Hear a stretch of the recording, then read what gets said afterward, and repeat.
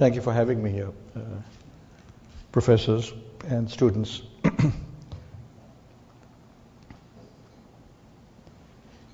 I am an alumni of the Stanford Engineering School, but I must warn you that I never was a very good engineer. I came here for engineering because at the time when I came here, the government of India only gave exchange foreign engineering education for an undergraduate. But what I enjoyed most about my engineering education, I was telling Dean Ross about this, is the broadening opportunity one got as an engineer, which opportunity is not available in India. We tend to get funneled into engineering from year one, unlike most engineering schools in the United States. I had to leave Stanford in '66 because my father suddenly died and I had to take over some family responsibilities of the company. We were a small company then. Today our run rate, in a rapidly growing company, I think run rate becomes more relevant than the sales of the previous year, is over $3 billion, and we are growing in excess of 34-35% a year. Our market, we are listed on the Indian stock exchanges, and we are also listed on the New York Stock Exchange. And the market capitalization of our company is a little over $20 billion US, which really puts us in the league in terms of software consultancy of the Accentures, plus in terms of at least market capitalization, if not in terms of revenue size.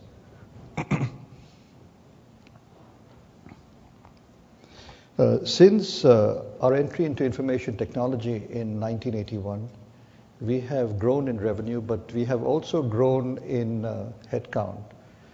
The total number of people which we have in our information technology business today, globally and in India, are in excess of 60,000 people. And the interesting statistics is that they drink 1,400 gallons of coffee a day, and they drink over 3,300 gallons of tea a day, roughly equal in terms of size.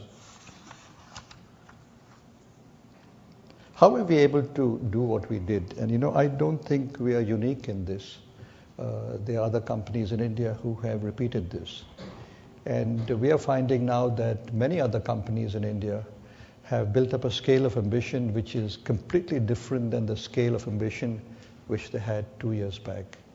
We are seeing this happening in pharmaceuticals. We are seeing this happening on a smaller base in biotechnologies. We are seeing this happening in auto ancillaries. And recently, with a very large acquisition, we have seen it happen in steel, very interestingly, in the quantum acquisition which a company in India did. And I think this firing of ambition in terms of the globalization of Indian companies has in part been generated by the success of the software and the IT-enabled services industry. And I figured we set the example, and our fellow businessmen figured that if these fools in software can do it, so can we. Which is really the quantum change, and it's a very pleasant quantum change in the scale of ambition of Indian business leaders, particularly over the past 2 years. How do these changes happen? In every market, at every juncture, incumbent companies dominate almost every industry. Established customer relationships, well-entrenched products, powerful brands, and significant scale advantages make these companies appear invincible to aspiring entrants. Yet time and time again, and particularly you see this in the United States, and particularly you see it in Silicon Valley, upstarts create a disruption in the marketplace, a very strong disruption in the marketplace, innovating on delivery, innovating on process, innovating on technology, innovating on products, and very, very often innovating on business models, which I think is becoming the most important determinant of success in the marketplace. And they change the rules of the game. And because they have changed the rules of the game, they have an equality of a competitive space. For consumers, innovation means higher quality and better value for goods, more efficient services, both private and public, and higher standards of living. For businessmen, innovation means sustained or improved growth, higher profits, And in our interconnected world, innovation improves lives. Here are some examples. They're very interesting, simple examples. Poor fishermen in Kerala, which is the southernmost tip of India, use cell phones now on the way back from their catch so that they can find out where they can get the highest prices and head straight for that part of the market, straight from the sea. We are finding farmers now subscribing to cell phones. And they do that in India in the small villages because typically farmers in small villages used to sell their produce in the local market, which is called a mandi, M-A-N-D-I. And they very often found that the mandi wholesalers used to exploit them on rates. Today the farmer, before he brings his produce to the mandi, would check up what are the rates in competing markets from a relation or a friend in the competing markets, and then decide whether he wants to sell the produce, what is the cutoff at what he wants to sell the produce, or take his cart, bullock cart, to a mandi which is a little further away because he's able to get a rate realization which is better. The more enterprising of them will go to the extent of also trying to follow the closing rate on the Chicago Board of Trade the previous day to see whether any trends are building up and whether he can expect better rates going forward and it's worth sitting on his produce. In Bangladesh, Grameen Phone, which started with microfinance and now has extended its reach, enabled mobile phone connectivity to over 40,000 villages. Mobile public phones are managed by village phone women who run it as a business. These micro-entrepreneurs buy the phone with a loan from the Grameen Bank and then sell the use of the phone on a per-use basis or on a per-call basis because people cannot afford to buy the unit value of the phone. An initiative of eChopal by a leading agricultural produce company, which incidentally happens to have built its fortune in selling cigarettes, links directly with rural farmers for the procurement of agricultural produce and agricultural outputs like soya, like coffee, like prawns, plus food grains. Transactions worth $100 million were carried out through these Chopals in the first year, and this company is rapidly scaling this up. What really is innovation? How is it different from creativity? The simplest definition I have come across is that creativity is about making new things, whereas innovation is about doing new things. Innovation comes from applying creativity or applying thought. It is about action versus just ideas. It is about implementing as much as it is about design. Similarly, innovation needs not be restricted to products or to technology. To me, innovation applies to productivity, innovation applies to service, it applies to service models, which India is becoming a pioneer on. It applies to financial disciplines, it applies to employee attitudes and renewals. It applies to business models, most importantly. Wipro is an example of business model innovation. We pioneered ways to deliver services like research and development, testing, infrastructure management, and application development and maintenance remotely. Today, as a company, we are the largest third-party R&D service provider in the world to multinational R&D companies. We have more than 16,000 engineers in this area. The digitization of the world, along with globalization, with India, China, and Russia deciding to enter the global economy, has meant that the emerging markets in this digital world are becoming cauldrons for innovation, both in terms of product design and in terms of business processes required to deliver these products to the market. So how does a leader create a culture of innovation? I can share some thoughts with you based on our experience and based on some of my personal experiences.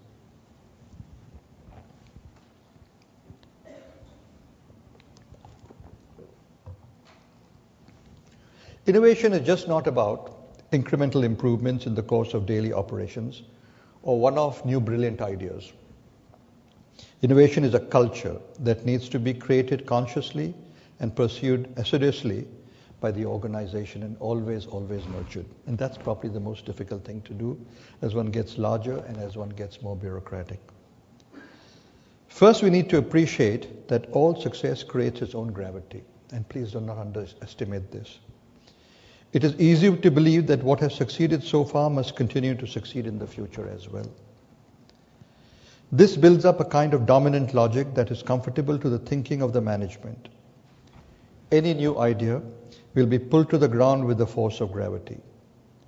The first step, therefore, is to confront the gravity. If we can inspire everyone around us with a vision that is truly exciting, the feeling of complacency gets whittled and tends to come off. This can provide the escape velocity to counter the gravitational forces. It can also create new energy to dig out and give life to many ideas lying beneath layers of bureaucracy. Second, ideas can come from everywhere and from anywhere, even the finance team. No insult meant, but I just find in all organizations a huge amount of jokes are built around the finance team. I don't know why, but it always seems to be the case in every organization. The customer is a great source for ideas. The customer can actually participate in his getting better satisfaction, provided we can listen to the customer and what he or she has to say. And I think this is the most important thing in terms of customer visits, in terms of customer research, is how do you get the customer to say things or indicate things or give nuances of things which are really unsaid. And very often the customer himself or herself does not know about it. But that is the source of truly very, very interesting ideas.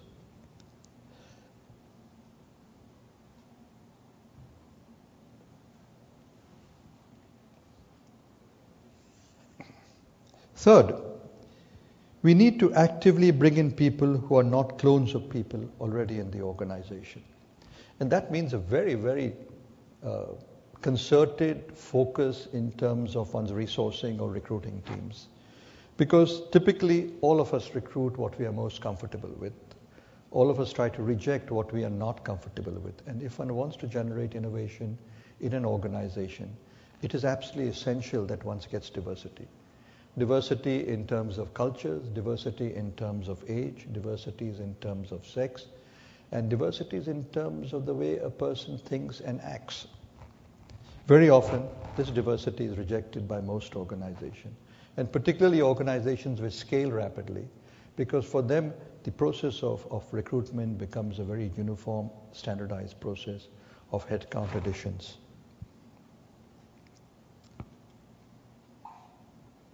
But in addition to selecting the right people and getting them on stream, I think it is very critical that these people are protected. If these people are not protected in an organization by leadership, by supervisors, by management, and by top management, they tend to wither away and leave the organization. And generally the effect of this is much worse off than what would have happened if you had not selected them in the first place.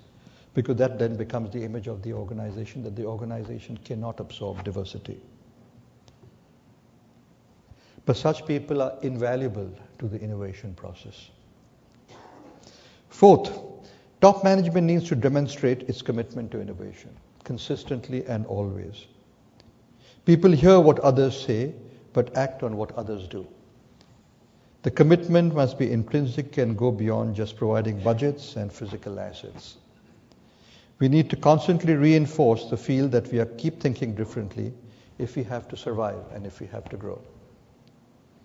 Fifth, in terms of some principles of our experience on innovation, is the day of the isolated innovator is getting less and less important. We need to innovate, we need to enroll support, we need to work in teams, we need to work in cross-functional, cross-border, cross-global teams to be able to be successful in innovation. Sixth, we must actually encourage our people to constructively challenge ideas once they have reached a certain stage. Too early a confrontation will kill the idea. Too late a confrontation will probably involve an expenditure which could have been avoided. But the intermediate stage, and the key, the trick is really in trying to figure out what is this intermediate stage. It shouldn't be too early, it shouldn't be too late. This helps us to look at the ideas from various angles and bring out nuances that could be critical while implementing them. Seventh, We must allow for creative failure when it comes to generating ideas. It is inevitable. No one likes failure, particularly business leaders. But unfortunately, all evidence suggests that it is impossible to generate few good ideas without a lot of bad ideas. And bad ideas are expensive, but they have to be tolerated. As the Physics Nobel Prize winner Feynman said, "I try to fail as fast as I can." That is the best way to move forward on a new idea. Fail as fast as you can. Failure should be forgiven and forgotten as long as the lessons are remembered and recycled. Finally, we must have a clear process to communicate the directions and areas where new ideas are sought, where new ideas are to be focused, so employees can be realistic in their assessment of the opportunities. At Wipro, we have set up an innovation council that acts like an internal VC for innovation. The council has a clearly defined goals and clearly defined objectives. That will fund projects that will improve business productivity for Wipro and its customers, improve our ability to win deals and reduce cost of delivery. Wipro's innovation initiative and its centers of excellence currently have a team close to about 500 people, dedicated professionals on a portfolio of innovation projects in the areas of process improvements, such as lean technologies, process improvement such as software engineering, execution, the factory model for delivering standardized service, new service lines, business solutions and R&D development of IPs and patents in the areas of wireless applications, areas of mobile telepathy, etc. At Wipro, we attempt to institutionalize the spirit of innovation through our innovation initiative about 6 years back, and it has moved reasonably well. It could have moved better.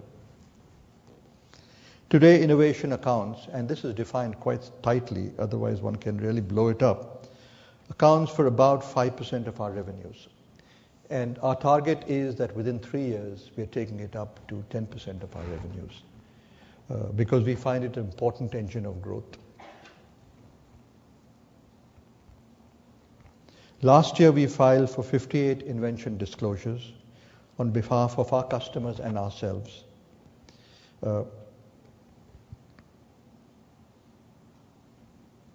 Wipro has been able to create a successful track record of innovating service delivery models, being among the first to remote deliver R&D, infrastructure outsourcing, testing, and business process outsourcing.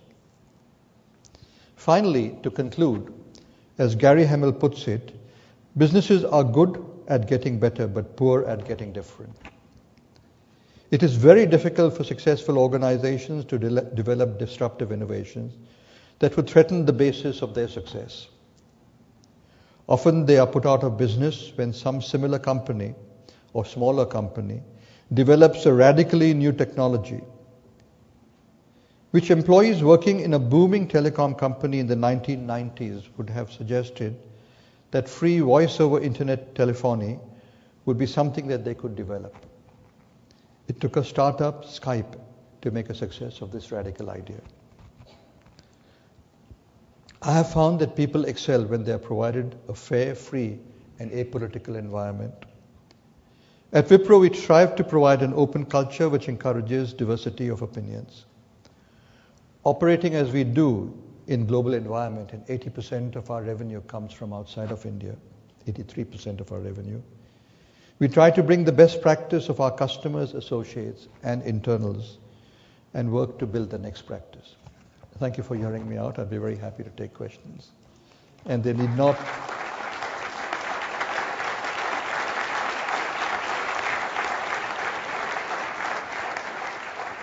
And they can be open-ended questions. They need not be related to a specific subject matter of what I've talked about.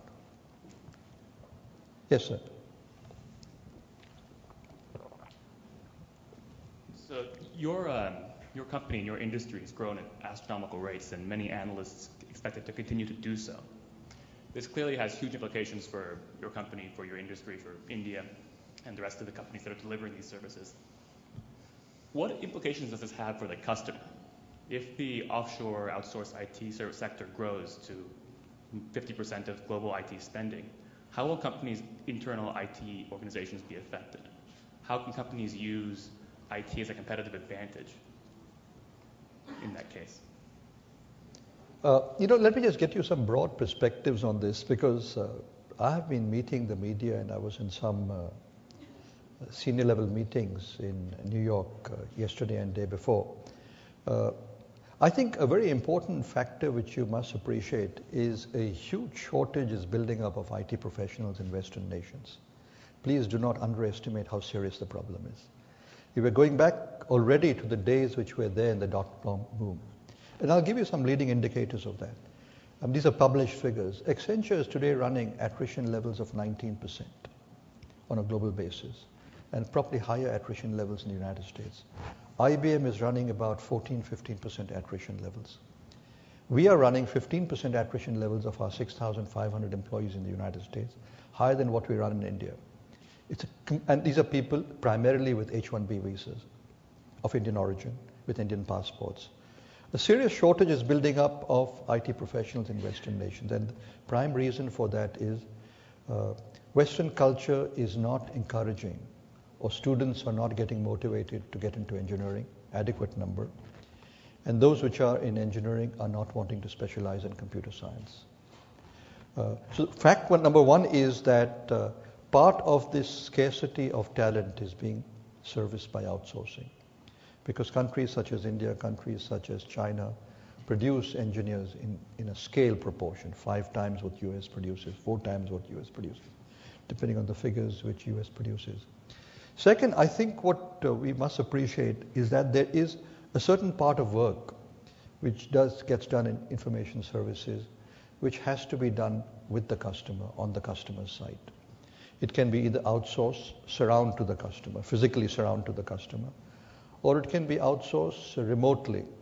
But the proportion which has to be done at customer site would probably be on a composite basis about 40% of the headcount.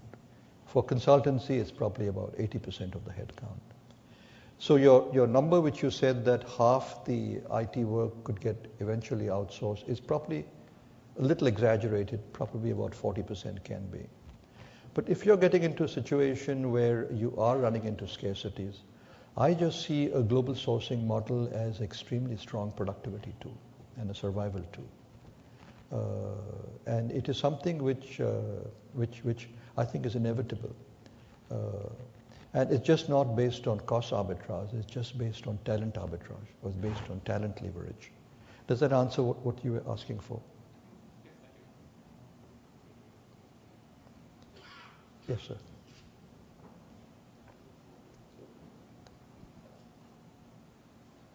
I have a question related to changing mindsets. In our company, we outsourced a lot of our IT business a few years ago to Wipro. And then the general attitude was, we'll give the easy problems to Wipro, and we'll keep a second line of support in Dublin, where we'll keep the tough problems to ourselves. So we give the easy stuff over to Bangalore. How much of this attitude and mindset do you find it to be a challenge in your business, and do you see it changing over time? Oh, there's a huge change over time. There's a huge change over time. But, companies go through a phase.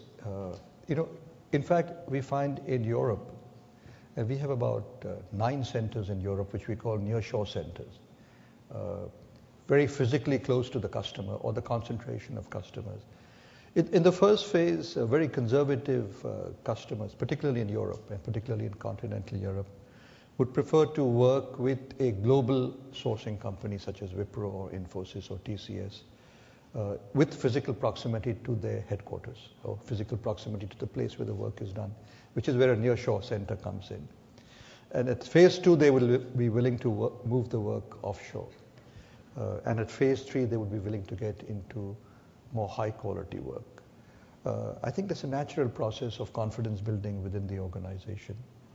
But if you ask me, India will do this year about 30 billion of software and BPO exports, call centers as well as backroom processing. If you take software, of this about, I think 18 billion would be software services. all of BPO services are completely offshored, and the processes which are getting offshored of BPO services are getting more and more sophisticated, including analytics, including pre-preparation by McKinsey of all the presentations to their customers, including 60% of the presentations of complex solutions being done in the back room. But in software services, I would say of the 18 or 20 billion, maybe about 30% would be quality work, which is in a way the heart of the organization. To give you an example, and this is not just trying to market Wipro, we are very large in R&D services, and we work with 10 of the 11 largest telecom companies in the world today. And we are working on next generation switch design and next generation cell phone designs. And a part of our work, which is significantly increasing in terms of proportion, is on a service level agreement basis. It's not on a time and material basis. We take responsibility for end deliverables. We take responsibility for, say, an end cell phone design and get paid a significant part of our fees on the success of what we have co-worked with our partner on. So our front-end fees are even often lower than our cost. So the models are changing. As customers get more confident, they do more. And American customers, particularly because of the track record of having worked in this offshoring model, are increasingly getting into sophisticated work, including in the area of infrastructure support. One of our fastest growing lines today is global infrastructure support, which typically the IBM or the EDS or the Capgemini does. And the size of the contracts is increasing. So it's not the $40, $50 million subcontracts which are being considered for offshoring. It's the $200, $300, $400 million contracts, not yet the $1 billion contracts. Yes, sir.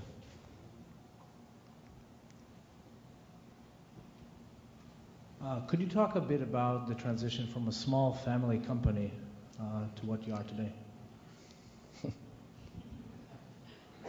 You know, I think one advantage which we had is we completely turned turtle on our business. And we went into information. I came on the scene in Wipro in '67, and we were primarily a vegetable oil company, which is very small.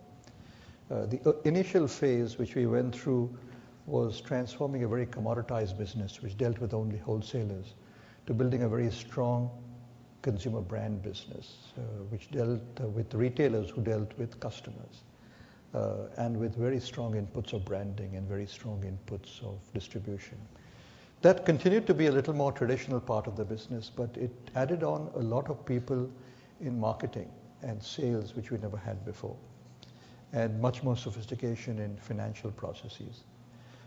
The advantage in that business also was that we were again turning the business into a completely different approach vis-a-vis the market. So we had to recruit people who were professionals for it. It made the entire process of transition much easier. We went into the information technology business in 1980, and that team we built virtually from scratch. We transferred people in human resources and finance, and a little bit in logistics. But again, we were able to intake fresh people, fresh leadership, fresh people from campus. I think the fact that we were transiting businesses so much made it much easier to be making a movement from a so-called family managed company to what we consider a very professional company today. So it was not as hard as it appeared to be, and we grew very rapidly, so that also again made it easier. And we made it a point not to employ in the company any family members, so the signal was very clear that this is the message which top management and ownership is communicating upfront, and standing by that message in terms of practice.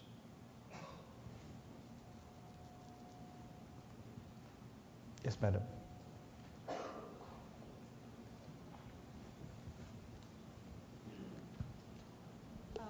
In the current prevailing environment that exists in India in the software industry, what future do you see for entrepreneurs in India, especially when you consider global clients who place their bets increasingly with giants like Infosys and Wipro? And what suggestions do you have for the entrepreneurial talent which is currently growing in India and is probably contributing to the attrition rates in your companies? Thanks. I didn't catch the last part of the question. So a lot of youth today in India are quitting large giants like Infosys, Wipro, and big brand names to start their own companies. What advice do you have for them as they struggle to compete with the bigger companies? I can give you some overviews. I'm not very wired into opportunities for entrepreneurs to start off in information technology in India. But I can give you some broad indicators. There's a huge amount of venture capital funds and a huge amount of private equity funds in India now, both by Indian banks or Indian investment bankers, whether it be ICICI or HDFC, etc., but by virtually all the large private equity bankers have offices and large funds allocated for India, as well as venture capitalists are looking at specialized areas in India. So I do not think that if you have a good idea and if you have the passion to make a success of that idea, you'll be wanting in funds, risk funds. You'll get those. I think what you need to do is to be clear how much passion you have or people like you have in tending to make a success of it. It's not going to be on the doorstep. It's not going to be necessarily much easier than doing it in the United States. The markets are competitive. The quality of evaluation for opportunities by the funds has got now sophisticated. They will not put money on yo-yos. They've got enough burning by putting money on yo-yos. And if you want to be in the area of services, my strong advice is, for God's sake, focus. You cannot build another Wipro at the start. You figure out that in the area of services, you want to target either in the area of technology or in the area of enterprise, a specific segment where you build a base with one or two customers you can build a credibility with, and then expand on those customers.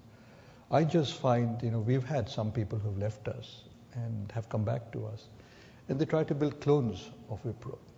And the customer is consolidating. There's no question on that. And the rich are getting richer, and the big are getting bigger.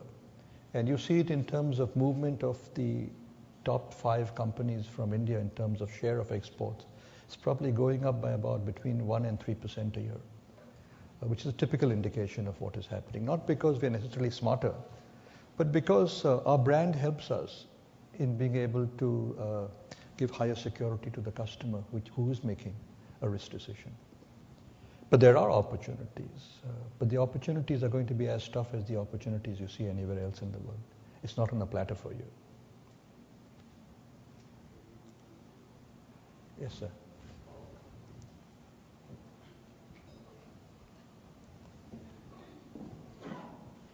Well, in the past era, India has been taking over the business process outsourcing, and the question is, do you envision in the future India moving not out of the business process outsourcing, but more into the product ownership itself and product innovation and directly heading for the consumers?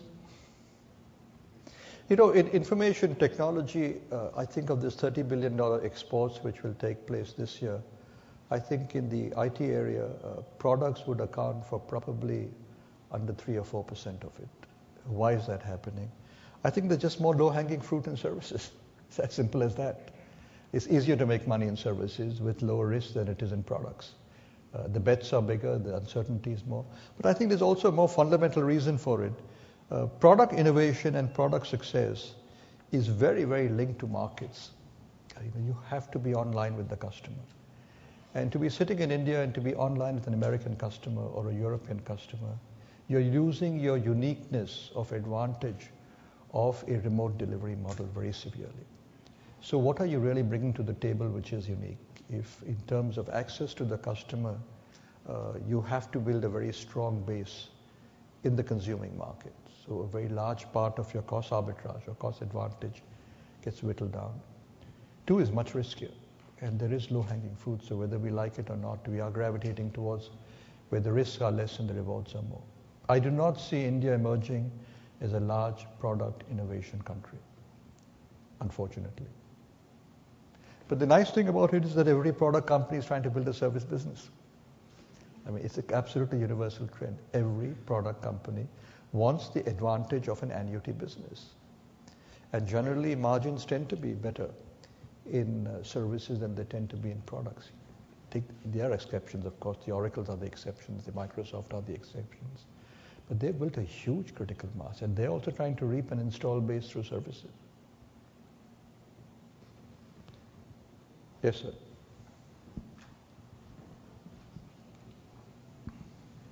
Yes, given the extreme growth that you quoted at the start of your talk, the 30+%, I was wondering if you might be able to share a couple specific examples of the challenges that you face and the organization faces trying to deal with that, whether it be simply in hiring, talent at that rate and so on. So if you could talk a little bit about what your role is in that and how the organization is dealing with that. Scaling in a services business is a huge challenge.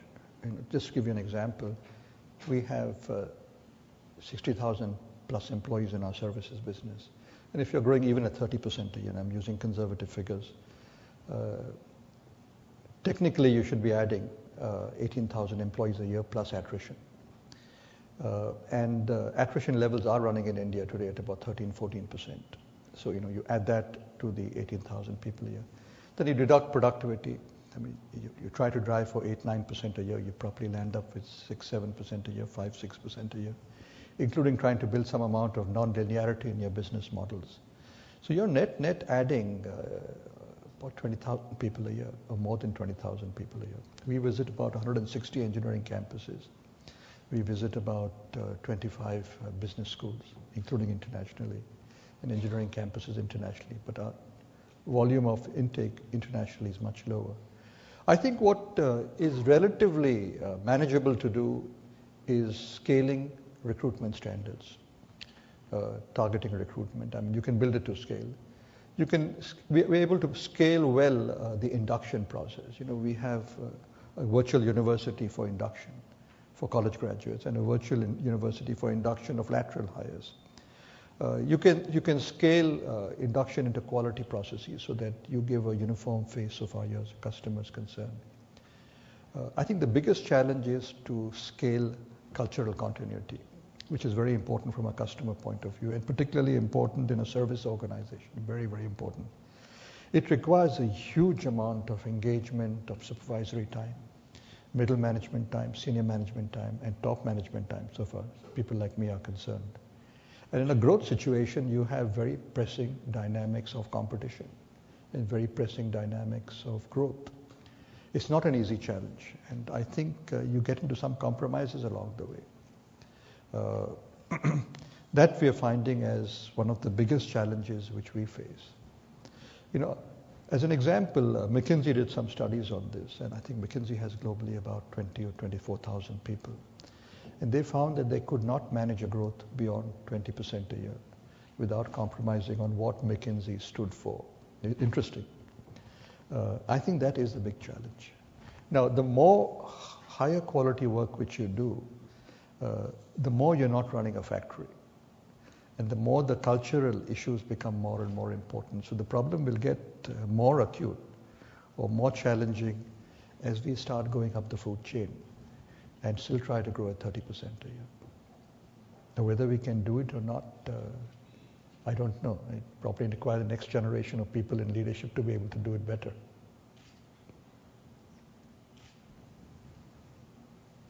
Yes, sir.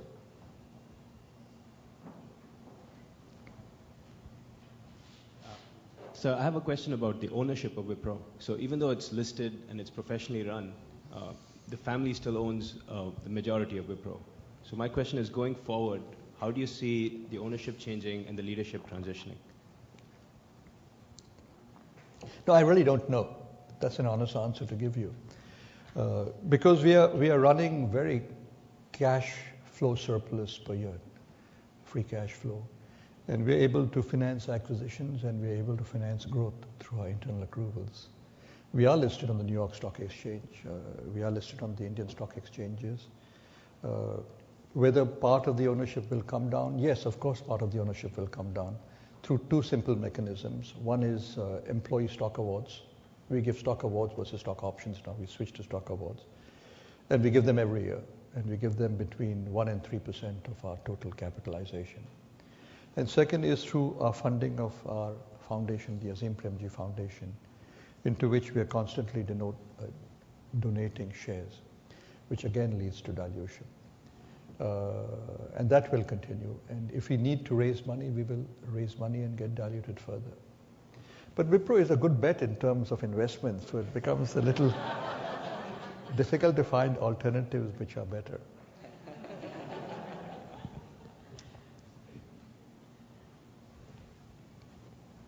Yes, madam. Can you use a mic, please? We were fortunate enough to hear the finance minister of India speak here at Stanford a few days ago, and he talked about... Who did you hear? Chidambaram. He spoke about... No offense meant either. Of course. I was... So my question he spoke a lot about how two things are very important to him as he thinks about India's future. One is maintaining the 8% growth rate of India, but number two is to make sure that that doesn't come at the expense of the social balance, and how sort of all segments of society, should maybe be benefiting collectively. And I think this is reflected in a lot of the policy decisions that are being made right now in India. And I was wondering if you could speak a little about how you found, managing a business like yours that's growing as rapidly and is such a power player in a regulatory environment that reflects that kind of a mentality. I don't think India is such a regulatory environment which is made out to be. I think our image is worse than our facts, frankly. I think we do a very poor job of selling ourselves. You just take the contrast with China. We have an operation in Beijing and we have an operation in Shanghai. And we have about 170 Fortune 500 as our global customers. And I do get a chance to interact with them, with the leadership there and the CEOs there fairly frequently, because they're an important customer base for us. The general experience is that India is underprojected in terms of its liberalization. But equally important, the experience is that China gives with one hand and takes away with two, consistently. They find it's much easier to make money in India than it is to make money in China. There's much more predictability, there's much more transparency in the laws. I think fortunately for us as a country, our political leadership is getting more and more divorced from the economic engine. And the economic engine continues irrespective of them. And that's no offense to them, but they're less relevant. There are very few industries which are regulated. And I think too much of the regulation is spun around the fact that insurance is not permitting 49% foreign ownership, or retail is not opening up to multinational investments. But these are political compulsions which the government is sensitive to. Retail is a political compulsion because we have 21 million retailers in our country, which employs a father, a mother, 2 children in the afternoon who drop in after school, and 1 paid employee. And whether you like it or not, retail formats which are large will displace jobs. The contra is that they will generate much more farm income and much more farm value add. So you'll see probably creation of jobs there. But politically, it's difficult for the government to bell the cat. And I think this is getting a lot of foreign visibility and therefore causing an impression that we are very bureaucratic. I don't think we are. Speaking to the mic, madam. Very quickly, the one thing that would spring to mind that could really affect our business is regulation around education and the reservations of the system at the universities, and that's effect on your ability to source quality talent in India in the future. Does that make sense? Yeah, this is the current set of politics which is going around on this. But please understand that we've had some amount of reservation around education and reservation around jobs now for more than 30 years. I think what has just caused a bit of a wake-up is that they're trying to increase the proportion of it.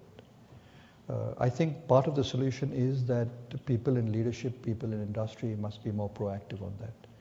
In terms of participating, in terms of creating a little more free and a little more encouraging competitive environment for people who come from societies or parts of societies where they are disadvantaged in terms of their background and therefore not on equal competition.